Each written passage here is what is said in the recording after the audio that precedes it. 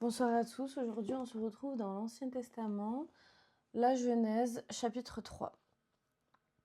La tentation et la chute.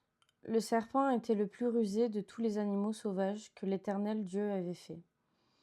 Il dit à la femme, « Dieu a-t-il vraiment dit, vous ne mangerez aucun des fruits des arbres du jardin ?»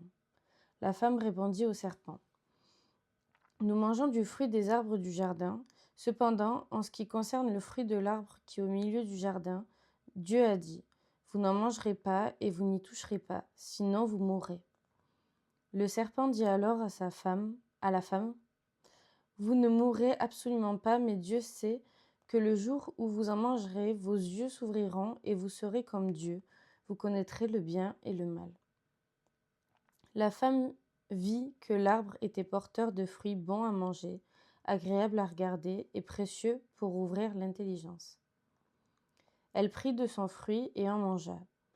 Elle en donna aussi à son mari qui était avec elle, et il en mangea. Leurs yeux, à tous les deux, s'ouvrirent, et ils prirent conscience qu'ils étaient nus. Ils attachèrent des feuilles de figuier ensemble et s'en firent des ceintures. Quand ils entendirent la voix de l'Éternel Dieu en train de parcourir le jardin vers le soir, l'homme et sa femme se cachèrent loin de l'Éternel Dieu au milieu des arbres du jardin.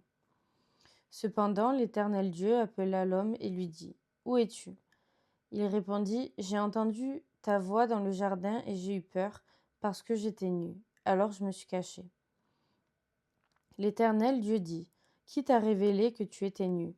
Est-ce que tu as mangé du fruit de l'arbre dont je t'avais interdit de manger ?» L'homme répondit, « C'est la femme que tu as mise à mes côtés qui m'a donné de ce fruit et j'en ai mangé. » L'Éternel Dieu dit à la femme, « Pourquoi as-tu fait cela ?» La femme me répondit, « Le serpent m'a trompée et j'en ai mangé. » L'Éternel Dieu dit au serpent, « Puisque tu as fait cela, tu seras maudit parmi tout le bétail et tous les animaux sauvages. Tu marcheras sur ton ventre et tu mangeras de la poussière tous les jours de ta vie. Je mettrai l'hostilité entre toi et la femme, entre ta descendance et sa descendance. Celle-ci t'écrasera la tête et tu lui blesseras le talon. » Il dit à la femme, « J'augmenterai la souffrance de tes grossesses. C'est dans la douleur que tu mettras des enfants au monde.